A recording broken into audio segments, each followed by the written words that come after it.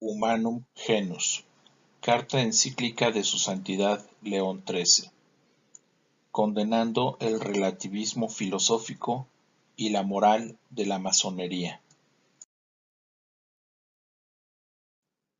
El humano linaje, después que, por envidia del demonio, se hubo,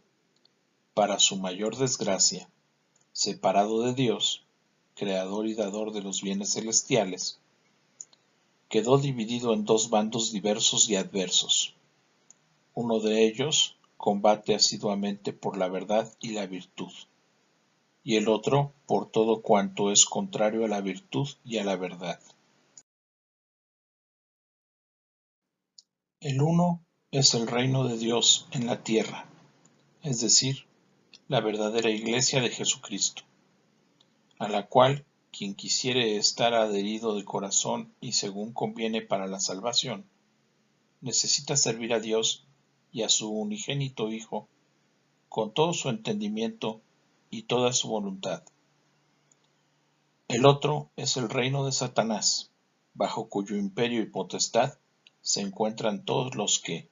siguiendo los funestos ejemplos de su caudillo y de nuestros primeros padres, rehúsan obedecer a la ley divina y eterna,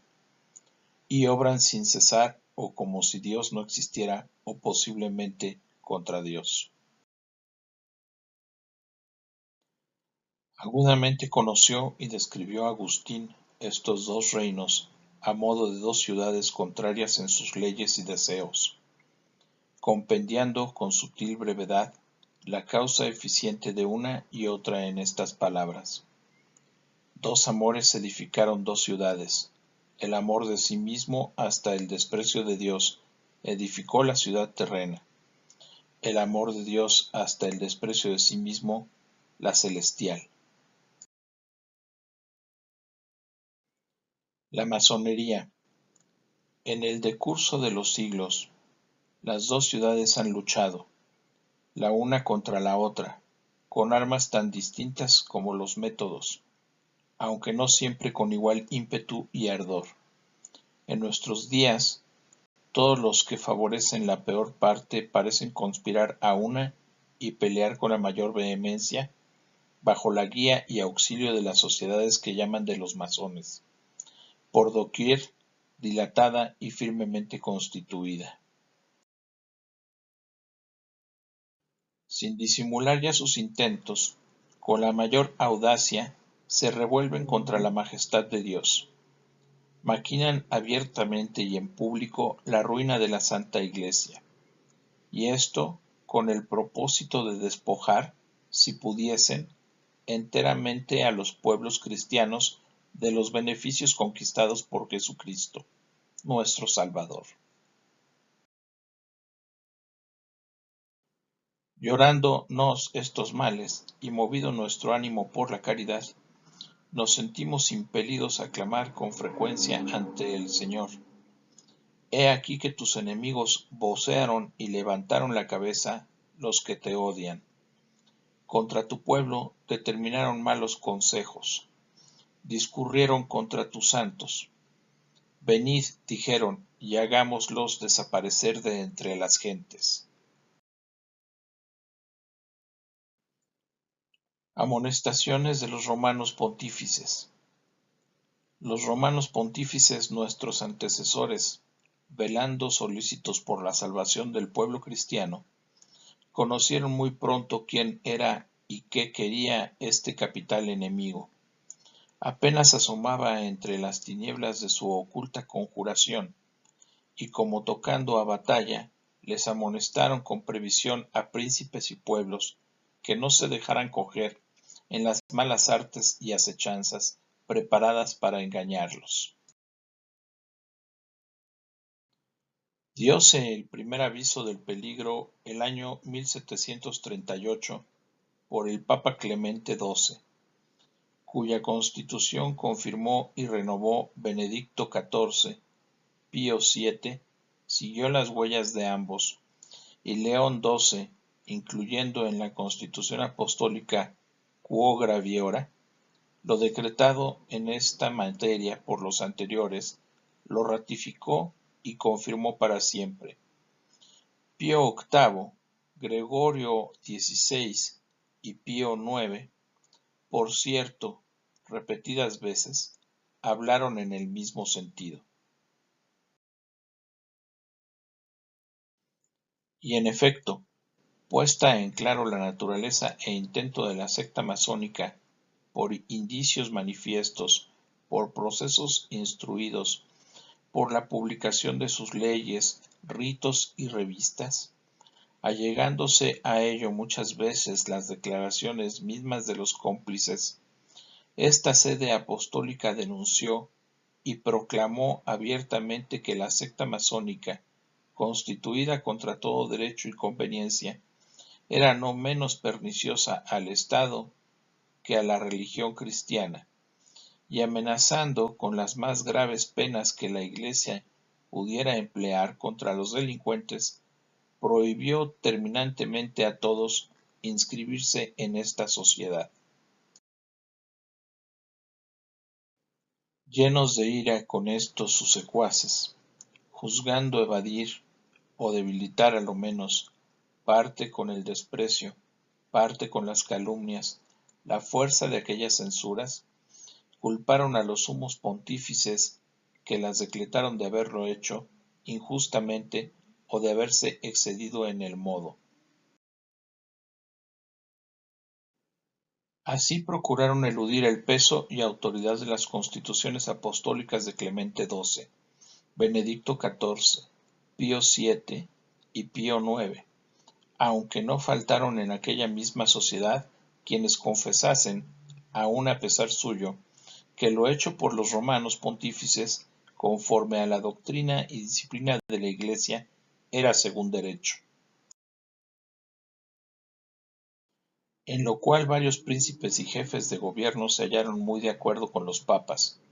cuidando, ya de acusar a la sociedad masónica ante la silla apostólica, ya de condenarla por sí mismos, promulgando leyes a este propósito, como en Holanda, Austria, Suiza, España, Baviera, Saboya y en algunas otras partes de Italia. Confirmación de los hechos, pero lo que sobre todo importa es ver comprobada por los sucesos la previsión de nuestros antecesores. En efecto, no siempre ni en todas partes lograron el deseado éxito sus cuidados próvidos y paternales. Y esto, o por el fingimiento y astucia de los afiliados a esta iniquidad, o por la inconsiderada ligereza de aquellos a quienes más interesaba haber vigilado con diligencia en este negocio. Así que en espacio de siglo y medio la secta de los masones ha logrado unos aumentos mucho mayores de cuanto podía esperarse, e infiltrándose con tanta audacia como dolo en todas las clases sociales, ha llegado a tener tanto poder que parece haberse hecho casi dueña de los estados. De tan rápido y terrible progreso se ha seguido en la Iglesia, en la potestad de los príncipes y en la salud pública la ruina prevista muy de atrás por nuestros antecesores, y se ha llegado a punto de temer grandemente para lo venidero, no ciertamente por la Iglesia, cuyo fundamento es bastante firme para que pueda ser socavado por esfuerzo humano, sino por aquellas mismas naciones en que logran influencia grande la secta de que hablamos u otras semejantes que se le agregan como auxiliares y satélites. Por estas causas, apenas subimos al gobierno de la Iglesia, vimos y experimentamos cuánto convenía resistir en lo posible a mal tan grave, interponiendo para ello nuestra autoridad. En efecto, aprovechando repetidas veces la ocasión que se presentaba, hemos expuesto algunos de los más importantes puntos de doctrina en que parecía haber influido en gran manera la perversidad de los errores masónicos. Así, en nuestra carta encíclica Quod Apostoli Muneris, emprendimos demostrar con razones convincentes las enormidades de los socialistas y comunistas. Después, en otra, Arcanum, cuidamos de defender y explicar la verdadera y genuina noción de la sociedad doméstica, que tiene su fuente y origen en el matrimonio. Además, en la que comienza Diuturnum, propusimos la forma de la potestad política moderada según los principios de sabiduría cristiana, tan maravillosamente acorde con la naturaleza misma de las cosas y la salud de los pueblos y príncipes. Ahora, a ejemplo de nuestros predecesores, hemos resuelto ocuparnos expresamente de la misma sociedad masónica, de toda su doctrina, así como de sus planes y manera de pensar y de obrar, a fin de que así llegue a conocerse con la mayor claridad posible su maliciosa naturaleza y pueda evitarse el contagio de peste tan funesta. Organización secreta. Hay varias sectas que, si bien diferentes en nombre, ritos, forma y origen, unidas entre sí por cierta comunión de propósitos y afinidad entre sus opiniones capitales, concuerdan de hecho con la secta masónica, especie de centro de donde todas salen y a donde vuelven. Estas, aunque aparenten no querer en manera alguna ocultarse en las tinieblas y tengan sus juntas a vista de todos y publiquen sus periódicos, con todo bien miradas, son un género de sociedades secretas cuyos usos conservan. Pues muchas cosas hay en ellas a manera de arcanos, las cuales hay mandato de ocultar con muy exquisita diligencia, no sólo a los extraños, sino a muchos de sus mismos adeptos, como son los planes íntimos y verdaderos, así como los jefes supremos de cada logia, las reuniones más reducidas y secretas, sus deliberaciones, por qué vía y con qué medios se han de llevar a cabo. A esto se dirige la múltiple diversidad de derechos, obligaciones y cargos que hay entre los socios, la distinción establecida de órdenes y grados y la severidad de la disciplina por que se rigen. Tienen que prometer los iniciados, y aun de ordinario se obligan a jurar solemnemente, no descubrir nunca ni de modo alguno sus compañeros, sus signos, sus doctrinas. Con estas mentiras apariencias y arte constante de fingimiento, procuran los masones con todo empeño, como en otro tiempo los maniqueos, ocultarse y no tener otros testigos que los suyos.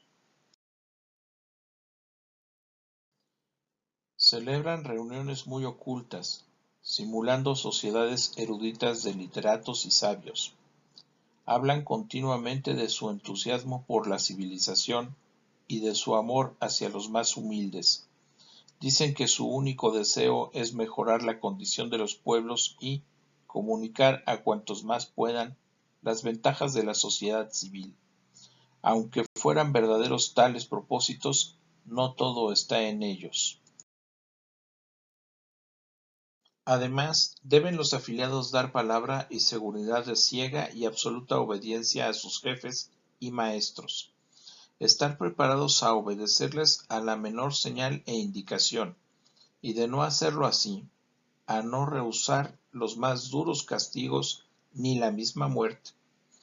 Y en efecto, cuando se ha juzgado que algunos han traicionado al secreto o han desobedecido las órdenes, no es raro darles muerte, con tal audacia y destreza que el asesino burla muy a menudo las pesquisas de la policía y el castigo de la justicia. Ahora bien, esto de fingir y querer esconderse, de sujetar a los hombres como a esclavos con fortísimo lazo y sin causa bastante conocida, de valerse para toda maldad de hombres sujetos al capricho de otro, de armar a los asesinos procurándoles la impunidad de sus crímenes, es una monstruosidad que la misma naturaleza rechaza, y por lo tanto,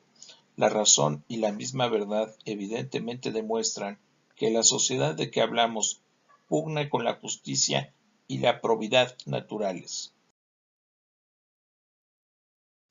Singularmente, cuando hay otros argumentos por cierto clarísimos que ponen de manifiesto esta falta de probidad natural, porque, por grande astucia que tengan los hombres para ocultarse, por grande que sea su costumbre de mentir, es imposible que no aparezca de algún modo en los efectos la naturaleza de la causa. No puede el árbol bueno dar malos frutos, ni el árbol malo dar buenos frutos. Y los frutos de la secta masónica son, además de dañosos, muy amargos, porque de los certísimos indicios antes mencionados, resulta claro el último y principal de sus intentos, a saber, destruir hasta los fundamentos todo el orden religioso y civil establecido por el cristianismo, y levantar a su manera otro nuevo con fundamentos y leyes sacadas de las entrañas del naturalismo. Cuanto hemos dicho y diremos debe entenderse de la secta masónica en sí misma y en cuanto abraza otras con ellas unidas y confederadas, pero no de cada uno de sus secuaces. Puede haberlos en efecto y no pocos, que si bien no dejan de tener culpa por haberse comprometido con semejantes sociedades, con todo no participan por sí mismos en sus crímenes e ignoran sus últimas intenciones. Del mismo modo, aun entre las otras asociaciones unidas con la masonería, algunas tal vez no aprobarán ciertas conclusiones extremas que sería lógico abrazar como dimanadas de principios comunes, si no causara horror su misma torpe fealdad. Algunas también por circunstancias de tiempo y lugar, no se atreven a hacer tanto como ellas mismas quisieran, y suelen hacer las otras, pero no por eso se han de tener por ajenas a la confederación masónica, pues ésta no tanto ha de juzgarse por sus hechos y las cosas que lleva a cabo, cuanto por el conjunto de los principios que profesa. Naturalismo como doctrina. Ahora bien, es principio capital de los que siguen el naturalismo como lo declara su mismo nombre, que la naturaleza y razón humana ha de ser en todo maestra y soberana absoluta, y, sentado esto, descuidan los deberes para con Dios o tienen de ellos conceptos vagos y erróneos. Niegan, en efecto, toda divina revelación, no admiten dogma religioso ni verdad alguna que la razón humana no pueda comprender, ni maestro a quien precisamente deba creerse por la autoridad de su oficio. Y como, en verdad, es oficio propio de la Iglesia católica, y que a ella sola pertenece el guardar enteramente y defender en su incorrupta pureza el depósito de las doctrinas reveladas por Dios, la autoridad del magisterio y los demás medios sobrenaturales para la salvación. De aquí el haberse vuelto contra ella toda la saña y el ahínco todo de estos enemigos. Véase ahora el proceder de la secta masónica en lo tocante a la religión, singularmente donde tiene mayor libertad para obrar, y júzguese si es o no verdad que todo su empeño está en llevar a cabo las teorías de los naturalistas. Mucho tiempo ha que trabaja tenazmente para anular en la sociedad toda influencia del magisterio y autoridad de la Iglesia. Por esto proclaman y defienden doquier el principio de que Iglesia y Estado deben estar por completo separados, y así excluyen de las leyes de administración del Estado el muy saludable influjo de la religión católica, de donde se sigue que los Estados se han de constituir haciendo caso omiso de las enseñanzas y preceptos de la Iglesia. Ni les basta con prescindir de tan buena guía como la Iglesia, sino que la agravan con persecuciones y ofensas. Se llega, en efecto, a combatir impunemente de palabra, por escrito y en la enseñanza, los mismos fundamentos de la religión católica. Se pisotean los derechos de la Iglesia, no se respetan las prerrogativas con que Dios la dotó, se reduce casi a nada su libertad de acción, y esto con leyes en apariencia no muy violentas, pero en realidad expresamente hechas y acomodadas para atarle las manos. Vemos, además, al clero oprimido con leyes excepcionales y graves, para que cada día vaya disminuyendo en número y le falten las cosas más necesarias. Los restos de los bienes de la Iglesia sujetos a todo género de trabas y gravámenes y enteramente puestos al arbitrio y juicio del Estado. Las órdenes religiosas suprimidas y dispersas. Contra la sede apostólica, pero donde sobre todo se extrema la rabia de los enemigos, es contra la sede apostólica y el romano pontífice. Quitósele primero con fingidos pretextos el reino temporal, baluarte de su independencia y de sus derechos. Enseguida se le redujo a situación inicua, a la par que intolerable, por las dificultades que de todas partes se le oponen, hasta que, por fin, se ha llegado a punto de que los fautores de las sectas proclamen abiertamente lo que en oculto maquinaron largo tiempo, a saber, que se ha de suprimir la sagrada potestad del pontífice y destruir por entero el pontificado, instituido por derecho divino. Aunque faltaran otros testimonios, consta suficientemente lo dicho por el de los sectarios, muchos de los cuales, tanto en otras diversas ocasiones como últimamente, han declarado que el propósito de los masones es perseguir cuanto puedan a los católicos con una enemistad implacable, y no descansar hasta lograr que sea destruido todo cuanto los sumos pontífices han establecido en materia de religión o por causa de ella. Y si no se obliga a los adeptos a abjurar expresamente la fe católica, tan lejos está esto de oponerse a los intentos masónicos que antes bien sirve a ellos. Primero porque este es el camino de engañar fácilmente a los sencillos e incautos y de atraer a muchos más. Y después porque abriendo los brazos a cualesquiera y de cualquier religión, consiguen persuadir de hecho el grande error de estos tiempos, a saber, el indiferentismo religioso y la igualdad de todos los cultos, conducta muy a propósito para arruinar toda religión, singularmente la católica, a la que, por ser la única verdadera, no sin suma injuria, se la iguala con las demás. Negación de los principios fundamentales. Pero más lejos van los naturalistas,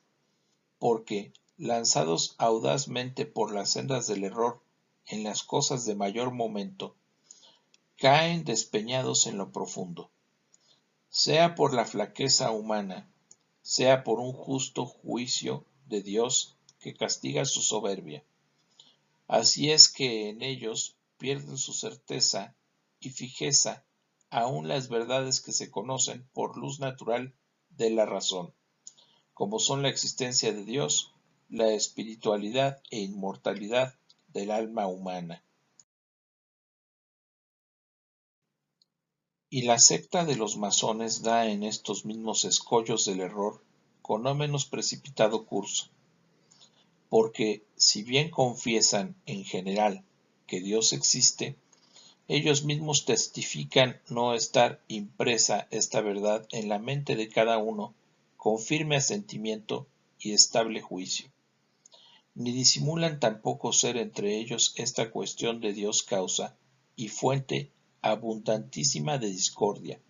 y aun es notorio que últimamente hubo entre ellos, por esta misma cuestión, no leve contienda. De hecho, la secta concede a los suyos libertad absoluta de defender que Dios existe o que no existe, y con la misma facilidad se recibe a los que resueltamente defienden la negativa como a los que opinan que existe Dios, pero sienten de él perversamente, como suelen los panteístas, lo cual no es otra cosa que acabar con la verdadera noción de la naturaleza divina, conservando de ella no se sabe qué absurdas apariencias. Destruido o debilitado este principal fundamento, síguese que han de quedar vacilantes otras verdades conocidas por la luz natural, por ejemplo, que todo existe por la libre voluntad de Dios Creador, que su providencia rige el mundo, que las almas no mueren, que a esta vida ha de suceder otra sempiterna. Destruidos estos principios, que son como la base del orden natural, importantísimo para la conducta racional y práctica de la vida, fácilmente aparecen cuáles han de ser las costumbres públicas y privadas.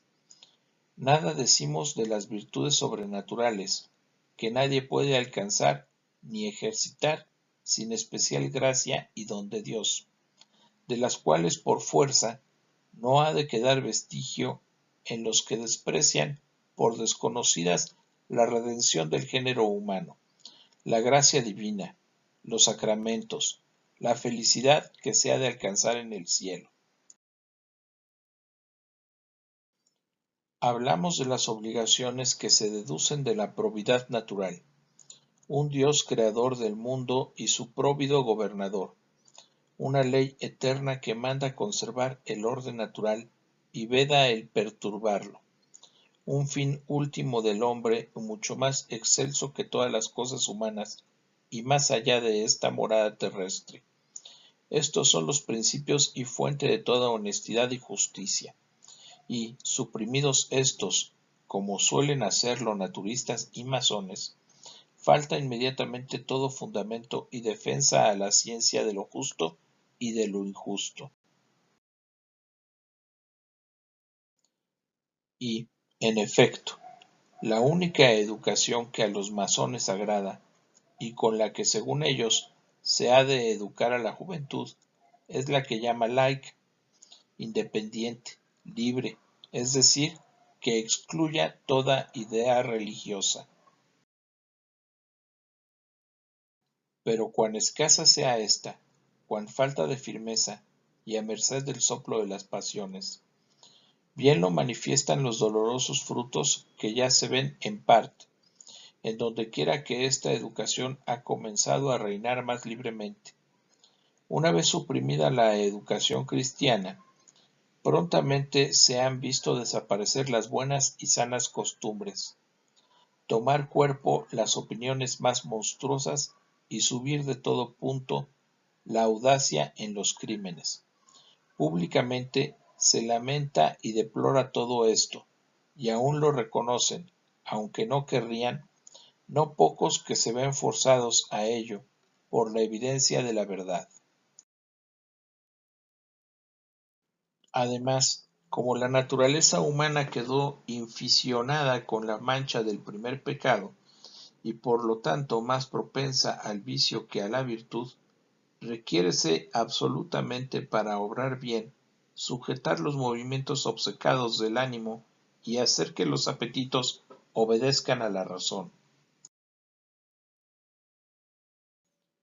Y para que en este combate conserve siempre su señorío la razón vencedora, se necesita muy a menudo despreciar todas las cosas humanas y pasar grandísimas molestias y trabajos. Pero los naturalistas y masones, que ninguna fe dan a las verdades reveladas por Dios, niegan que pecará nuestro primer padre, y estiman, por tanto, el libre albedrío en nada amenguado en sus fuerzas, ni inclinado al mal. Antes, por lo contrario, exagerando las fuerzas y excelencia de la naturaleza, y poniendo en ésta únicamente el principio y norma de la justicia, ni aun pensar pueden que para calmar sus ímpetus y regir sus apetitos se necesite una asidua pelea y constancia suma. De aquí vemos ofrecerse públicamente tantos estímulos a los apetitos del hombre, periódicos y revistas sin moderación ni vergüenza alguna, obras dramáticas licenciosas en alto grado, asuntos para las artes sacados con proterva de los principios de ese que llaman realismo, ingeniosos inventos para una vida muelle y muy regalada, rebuscados, en suma, toda suerte de halagos sensuales, a los cuales cierre los ojos la virtud adormecida. En lo cual obran perversamente, pero son en ello muy consecuentes consigo mismos, quienes quitan toda esperanza de los bienes celestiales y ponen vilmente en cosas perecederas toda la felicidad, como si la fijaran en la tierra. Lo referido puede confirmar una cosa más extraña de decirse que de creerse. Porque como apenas hay tan rendidos servidores de esos hombres sagaces y astutos como los que tienen el ánimo enervado y quebrantado por la tiranía de las pasiones, hubo en la secta masónica quien dijo públicamente y propuso que ha de procurarse con persuasión y maña que la multitud se sacie con la innumerable licencia de los vicios, en la seguridad que así la tendrán sujeta a su arbitrio para poder atreverse a todo en lo futuro. Por lo que toca a la vida doméstica, he aquí casi toda la doctrina de los naturalistas. El matrimonio es un mero contrato. Puede justamente rescindirse a voluntad de los contratantes. La autoridad civil tiene poder sobre el vínculo matrimonial. En el educar los hijos nada hay que enseñarles como cierto y determinado en punto de religión.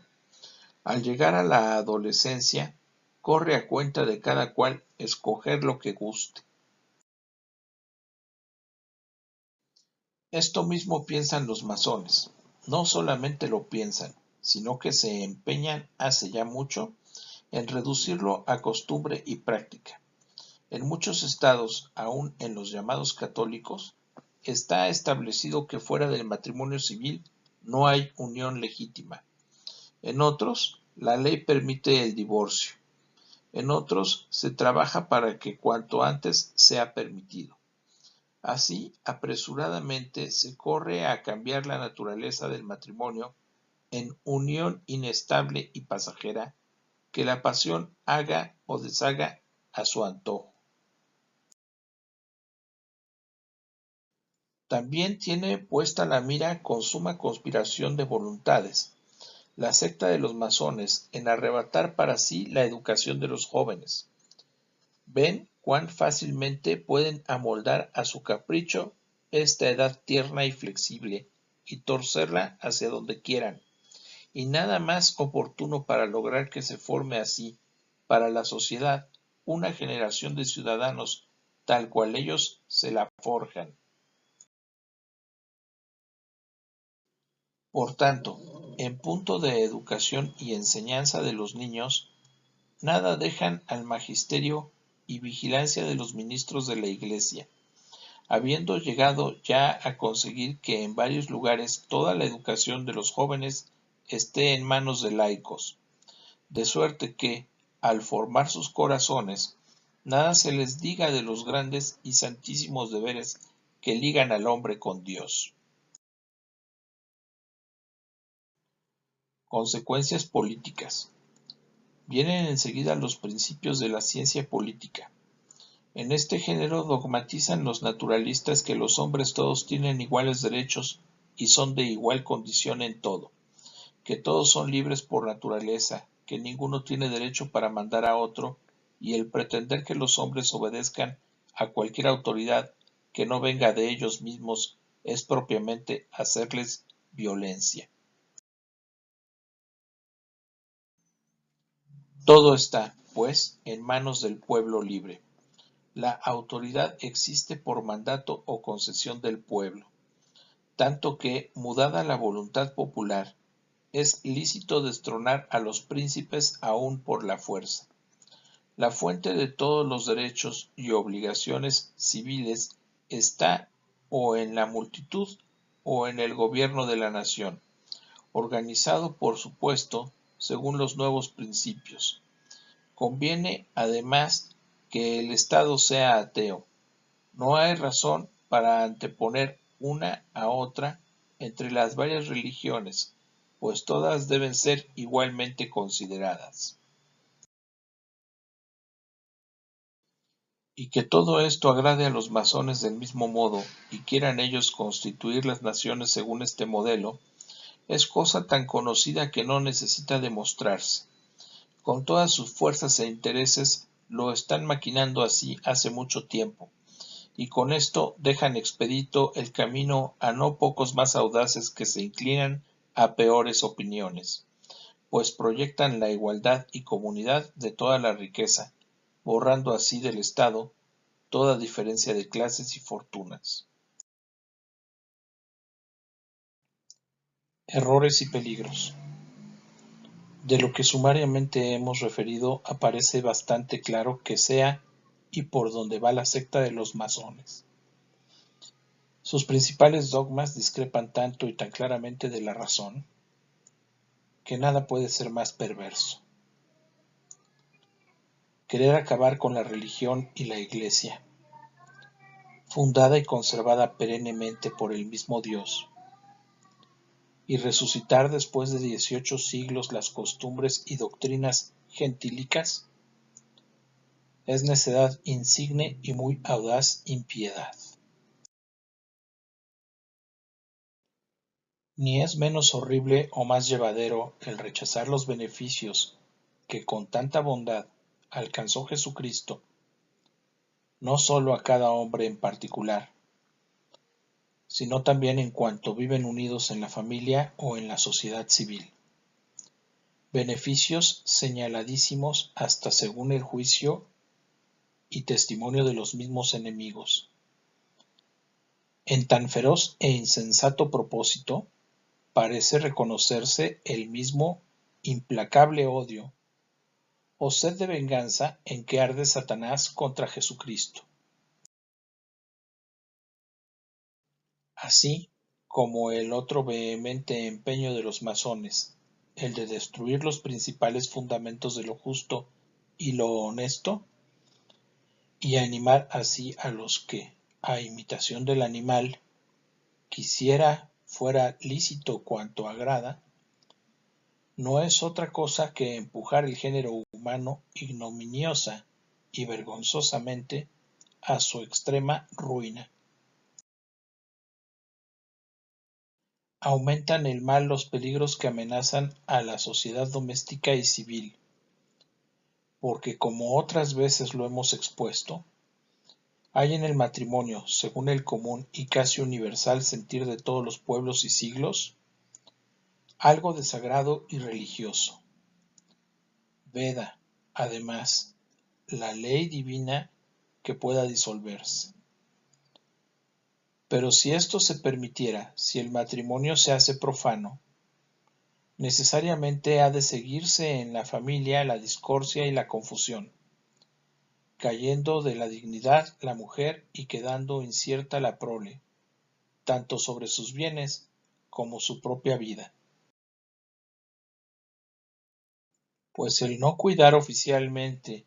para nada de la religión, y en la administración y ordenación de la cosa pública no tener cuenta ninguna de Dios, como si no existiese, es atrevimiento inaudito aun entre los mismos gentiles, en cuyo corazón y en cuyo entendimiento tan grabada estuvo no sólo la creencia en los dioses,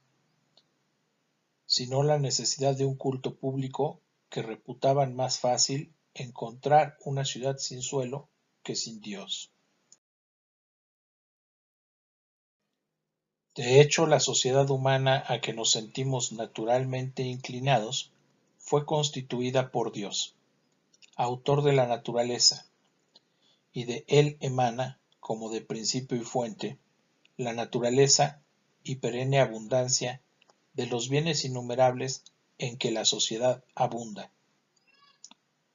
Así pues, como la misma naturaleza enseña a cada uno en particular a dar piadosa y santamente culto a Dios por tener de él la vida y los bienes que la acompañan, así, y por idéntica causa, incumbe este mismo deber a pueblos y estados. Y los que quisieran a la sociedad civil libre de todo deber religioso, claro está que obran no sólo injusta, sino ignorante y absurdamente. Sí, pues, los hombres por voluntad de Dios nacen ordenados a la sociedad civil, y a ésta es tan indispensable el vínculo de la autoridad que, quitando éste, por necesidad se disuelve aquella, síguese que el mismo que creó la sociedad creó la autoridad. De aquí se ve que quien está revestido de ella, sea quien fuere, es ministro de Dios y, por tanto, según lo pide el fin y la naturaleza de la sociedad humana, es tan puesto en razón el obedecer a la potestad legítima cuando manda lo justo, como obedecer a la autoridad de Dios, que todo lo gobierna, y nada tan falso como el pretender que corresponda por completo a la masa del pueblo el negar la obediencia cuando le agrade. Todos los hombres son, ciertamente, iguales. Nadie duda de ello, si se consideran bien la comunidad igual de origen y naturaleza. El fin último cuya consecuencia se ha señalado a cada uno, y finalmente los derechos y deberes que de ellos nacen necesariamente. Mas como no pueden ser iguales las capacidades de los hombres, y distan mucho uno de otro por razón de las fuerzas corporales o del espíritu, y son tantas las diferencias de costumbres, voluntades y temperamentos, nada más repugnante a la razón que el pretender abarcarlo y confundirlo todo, y llevar a las leyes de la vida civil tan rigorosa igualdad. Así como la perfecta constitución del cuerpo humano resulta de la juntura y composición de miembros diversos, que, diferentes en forma y funciones, atados y puestos en sus propios lugares, constituyen un organismo hermoso a la vista, vigoroso y apto para bien funcionar. Así, en la humana sociedad son casi infinitas las diferencias de los individuos que la forman. Y si todos fueran iguales y cada uno se rigiera a su arbitrio, nada habría más deforme que semejante sociedad. Mientras que si todos en distinto grado de dignidad, oficios y aptitudes, armoniosamente conspiran al bien común, retratarán la imagen de una ciudad bien constituida y según pide la naturaleza. Además de los turbulentos errores que ya llevamos enumerados, han de temerse los mayores peligros para los estados, porque quitado el temor de Dios y el respeto a las leyes divinas, menospreciada la autoridad de los príncipes, consentida y legitimada la manía de las revoluciones, sueltas con la mayor licencia las pasiones populares, sin otro freno que el castigo, ha de seguirse necesariamente el trastorno y la ruina de todas las cosas. Y aún precisamente esta ruina y trastorno es lo que a conciencia maquinan y expresamente proclaman unidas las masas de comunistas y socialistas, a cuyos designios no podrá decirse ajena la secta de los masones, pues favorece en gran manera sus planes y conviene con ellas en los principales dogmas. Y si de hecho no llegan inmediatamente y en todas partes a las últimas consecuencias, no se atribuya a sus doctrinas ni a su voluntad, sino a la eficacia de la religión divina, que no puede extinguirse, y a la parte más sana de los hombres, que, rechazando la servidumbre de las sociedades secretas, resisten con valor a sus locos conatos. Ojalá juzgasen todos del árbol por sus frutos y conocieran la semilla y principio de los males que nos oprimen y los peligros que nos amenazan. Tenemos que habérnoslas con un enemigo astuto y doloso que, halagando los oídos de pueblos y príncipes, ha cautivado a unos y otros con blandura de palabras y adulaciones. Al insinuarse entre los príncipes fingiendo amistad, pusieron la mira los masones en lograrlos como socios y colaboradores poderosos para oprimir a la religión católica y para estimularles más con insistente calumnia, acusaron a la Iglesia de que, envidiosa, disputaba a los príncipes su potestad y prerrogativas reales. Lograda por tales artes la audacia y la seguridad, comenzaron a intervenir con mayor influencia en el régimen de las naciones, estando dispuestos por lo demás a sacudir los fundamentos de los imperios y a perseguir, calumniar y destronar a los príncipes, siempre que ellos no se mostrasen inclinados a gobernar a gusto de la secta. No de otro modo engañaron, adulándolos, a los pueblos, voceando libertad y prosperidad pública, haciendo ver que por culpa de la Iglesia y de los monarcas no había salido ya la multitud de su inicua servidumbre y de su miseria. Engañaron al pueblo y, despertada en él la sed de novedades, le incitaron a combatir contra ambas potestades. Pero ventajas tan esperadas están más en el deseo que en la realidad, y antes bien, más oprimida la plebe, se ve forzada a carecer en gran parte de las mismas cosas en que esperaba el consuelo de su miseria, las cuales hubiera podido hallar con facilidad y abundancia en la sociedad cristianamente constituida. Y este es el castigo de su soberbia, que suelen encontrar cuantos se vuelven contra el orden de la providencia divina, que tropiezan con una suerte desoladora y mísera allí mismo, donde, temerarios, la esperaban próspera y abundante según sus deseos. La Iglesia, en cambio, como que manda obedecer primero y sobre todo a Dios, soberano Señor de todas las cosas, no podría sin injuria y falsedad ser tenida por enemiga de la potestad civil, usurpadora de algún derecho de los príncipes. Antes bien, quiere ceder al poder civil, por dictamen y obligación de conciencia, cuando de derecho se le debe, y el hacer dimanar de Dios mismo, conforme hace la Iglesia, el derecho de mandar, da gran incremento a la dignidad del poder civil y no leve apoyo para captarse el respeto y benevolencia de los ciudadanos. Amiga de la paz, la misma Iglesia fomenta la concordia, abraza a todos con maternal cariño y, ocupada únicamente en ayudar a los hombres, enseña que conviene unir la justicia con la clemencia, el mando con la equidad, las leyes con la moderación, que no ha de violarse el derecho de nadie,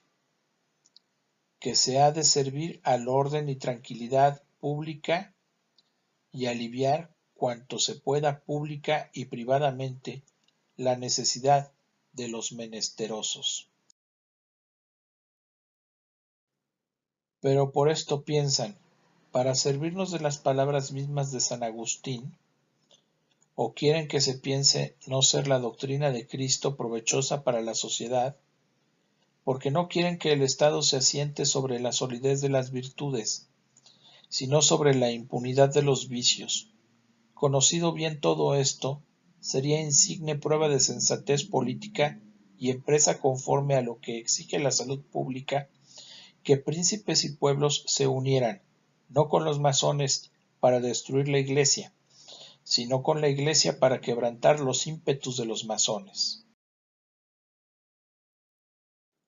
Remedios doctrinales. Sea como quiera, ante un mal tan grave y ya tan extendido, lo que a nos toca, venerables hermanos, es aplicarnos con toda el alma a la busca de remedios. Y porque sabemos que la mejor y más firme esperanza de remedio está puesta en la virtud de la religión divina, tanto más odiada por los masones cuanto más temida,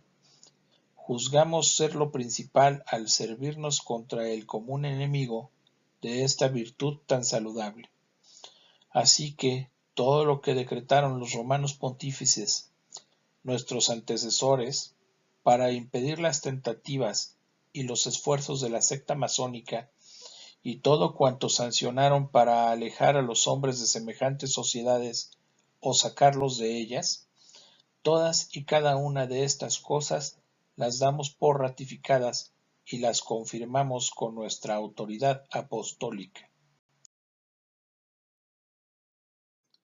Y confiadísimos en la buena voluntad de los cristianos, rogamos y suplicamos a cada uno en particular por su eterna salvación, que estimen deber sagrado de conciencia el no apartarse un punto de lo que en esto tiene ordenado la silla apostólica. Y a vosotros, venerables hermanos, os pedimos y rogamos con la mayor instancia que, uniendo vuestros esfuerzos a los nuestros, procuréis con todo ahínco extirpar esta asquerosa peste que va serpeando por todas las venas de la sociedad. A vosotros toca defender la gloria de Dios y la salvación de los prójimos. Ante tales fines, en el combate, no ha de faltaros ni el valor ni la fuerza. Vuestra prudencia os dictará el modo mejor de vencer los obstáculos y las dificultades que se alzarán. Pero como es propio de la autoridad de nuestro ministerio el indicaros nos mismo algún plan razonable, pensad que en primer lugar se ha de procurar arrancar a los masones su máscara, para que sean conocidos tales cuales son, que los pueblos aprendan por vuestros discursos y pastorales, dados con este fin, las malas artes de semejantes sociedades para halagar y atraer la perversidad de sus opiniones y lo criminal de sus hechos. Que ninguno que estime en lo que debe su profesión de católico y su salvación, juzgue serle lícito por ningún título dar su nombre a la secta masónica, como repetidas veces lo prohibieron nuestros antecesores. Que a ninguno engañe aquella honestidad fingida. Puede en efecto parecer a algunos que nada piden los masones, abiertamente contrario a la religión y buenas costumbres. Pero como toda la razón de ser y causa de la secta estriba en el vicio y en la maldad, claro es que no es lícito unirse a ellos ni ayudarles en modo alguno. Además, conviene con frecuentes sermones y exhortaciones inducir a las muchedumbres a que se instruyan con todo esmero en lo tocante a la religión, y para esto recomendamos mucho que en escritos y sermones oportunos se explanen los principales y santísimos dogmas que encierran toda la filosofía cristiana, con lo cual se llega a sanar los entendimientos por medio de la instrucción y a fortalecerlos así contra las múltiples formas del error, como contra los varios modos con que se presentan atractivos los vicios, en esa tan grande libertad de publicaciones y curiosidad tan grande de saber. Grande obra, sin duda, pero en ella será vuestro primer auxiliar y colaborador de vuestros trabajos el clero. Si con vuestro esfuerzo lográis que salga bien pertrechado en virtudes y en ciencia. Más expresa tan sana e importante reclama también en su auxilio el celo activo de los seglares, que juntan en uno el amor de la religión y de la patria con la probidad y el saber. Aunadas las fuerzas de una y otra clase, trabajad, venerables hermanos, para que todos los hombres conozcan bien y amen a la Iglesia, porque cuanto mayor fuere este conocimiento y este amor, tanto mayor será así la repugnancia con que se mire a las sociedades secretas como el empeño en rehuirlas. Organizaciones prácticas. Y aprovechando esta oportunidad, renovamos ahora justamente nuestro deseo, ya repetido, de que se propague y se fomente con toda diligencia la Orden Tercera de San Francisco, cuyas reglas con lenidad prudente hemos suavizado hace muy poco tiempo. El único fin que le dio su autor es el de traer los hombres a la imitación de Jesucristo, al amor de su Iglesia, al ejercicio de toda virtud cristiana. Mucho ha de valer, por tanto, para extinguir el contagio de estas perversísimas sociedades. Y así, que cada día aumente más esta santa congregación, pues además de otros muchos frutos, puede esperarse de ella el insigne de que vuelvan los corazones a la libertad, fraternidad e igualdad, no como absurdamente las conciben los masones, sino como las alcanzó Jesucristo para el humano linaje y las siguió San Francisco.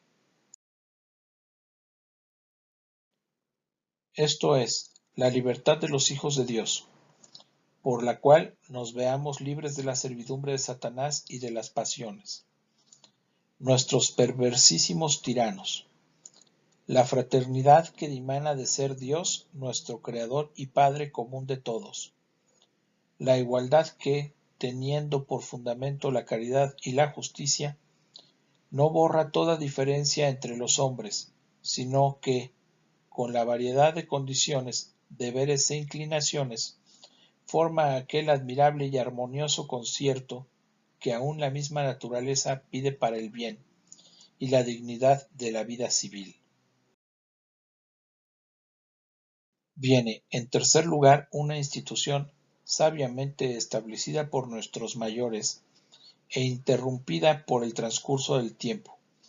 que puede valer ahora como ejemplar y forma para lograr instituciones semejantes. Hablamos de los gremios y cofradías de trabajadores con que éstos, al amparo de la religión, defendían juntamente sus intereses y a la par las buenas costumbres. Y si con el uso y experiencia de largo tiempo vieron nuestros mayores la utilidad de estas asociaciones, tal vez la experimentaremos mejor nosotros, por ser especialmente aptas para invalidar el poder de las sectas. Los que conllevan la pobreza con el trabajo de sus manos, fuera de ser dignísimos, en primer término de caridad y consuelo, están más expuestos a las seducciones de los malvados, que todo lo invaden con fraudes y engaños. Débeseles, por ello, ayudar con la mayor benignidad posible y atraer a sociedades honestas, no sea que los arrastren a las infames. En consecuencia, para salud del pueblo, tenemos vehementes deseos de ser reestablecidas en todas partes, según piden los tiempos, estas corporaciones bajo los auspicios y patrocinio de los obispos. Y no es pequeño nuestro gozo al verlas ya establecidas en diversos lugares en que también se han fundado sociedades protectoras, siendo propósito de unas y otras ayudar a la clase honrada de los proletarios, socorrer y custodiar sus hijos y sus familias, fomentando en ellas, con la integridad de las buenas costumbres, el amor a la piedad y el conocimiento de la religión. Y en este punto no dejaremos de mencionar la sociedad llamada de San Vicente de Paúl, tan benemérita de las clases pobres y tan insigne públicamente en su ejemplaridad. Bien conocidas son su actuación y sus aspiraciones. Se emplea en adelantarse espontáneamente al auxilio de los menesterosos y de los que sufren, y esto con admirable sagacidad y modestia, pues, cuanto menos quiere mostrarse, tanto es mejor para ejercer la caridad cristiana y más oportuna para consuelo de las miserias. Educación de la juventud. En cuarto lugar, y para obtener más fácilmente lo que intentamos con el mayor encarecimiento, encomendamos a vuestro celo y a vuestros desvelos la juventud, esperanza de la sociedad. Poned en su educación vuestro principal cuidado, y nunca, por más que hiciereis, creáis haber hecho bastante en el preservar a la adolescencia de aquellas escuelas y aquellos maestros en los que pudiera temerse el aliento pestilente de las sectas. Exhortad a los padres, a los directores espirituales, a los párrocos para que insistan, al enseñar la doctrina cristiana, en avisar oportunamente a sus hijos y alumnos sobre la perversidad de estas sociedades, y a que aprendan, desde luego, a precaverse de las fraudulentas y varias artes que sus propagadores suelen emplear para enredar a los hombres. Y aún no haría mal los que preparan a los niños para recibir bien la primera comunión, en persuadirles que se propongan y se comprometan a no ligarse nunca con sociedad alguna sin decirlo antes a sus padres, o sin consultarlo con su confesor o con su párroco. Bien conocemos que todos nuestros comunes trabajos no bastarán a arrancar estas perniciosas semillas del campo del Señor, si desde el cielo el dueño de la viña no favorece benigno nuestros trabajos. Necesario es, por lo tanto, implorar con vehemente anhelo e instancia su poderoso auxilio, como y cuanto lo piden la extrema necesidad de las circunstancias y la grandeza del peligro. Levántase insolente y orgullosa por sus triunfos la secta de los masones, ni parece poner ya límites a su pertinacia. Préstanse mutuo auxilio sus sectarios, todos unidos en nefando contubernio y por comunes ocultos designios, y unos a otros se animan para todo malvado atrevimiento. Tan fiero asalto pide igual defensa, es a saber, que todos los buenos se unan en amplísima coalición de obras y oraciones. Les pedimos pues por un lado que, estrechando las filas firmes y a una, resistan contra los ímpetus cada día más violentos de los sectarios. Por otro, que levanten a Dios las manos y le supliquen con grandes gemidos, para alcanzar que florezca con nuevo vigor la religión cristiana, que goce la Iglesia de la necesaria libertad, que vuelvan a la buena senda los descarriados y que, al fin, abran paso a la verdad los errores y los vicios a la virtud. Como intercesora y abogada, tengamos a la Virgen María, Madre de Dios, para que, pues ya en su misma concepción purísima venció a Satanás, sea ella quien se muestre poderosa contra las nefandas sectas, en las que claramente se ve revivir la soberbia contumaz del demonio, junto con una indómita perfidia y simulación. Acudamos también al príncipe de los ángeles buenos, San Miguel, el debelador de los enemigos infernales, y a San José, esposo de la Virgen Santísima, así como a San Pedro y San Pablo, apóstoles grandes, sembradores e invictos defensores de la fe cristiana, en cuyo patrocinio confiamos, así como en la perseverante oración de todos, para que el Señor acuda oportuno y benigno en auxilio del género humano que se encuentra lanzado a peligros tantos, sea prueba de los dones celestiales y de nuestra benevolencia la bendición apostólica que de todo corazón os damos en el Señor, a vosotros, venerables hermanos, al clero y a todo el pueblo confiado a vuestra vigilancia.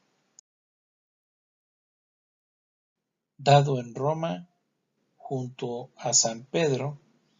el 20 de abril de 1884, año séptimo de nuestro pontificado.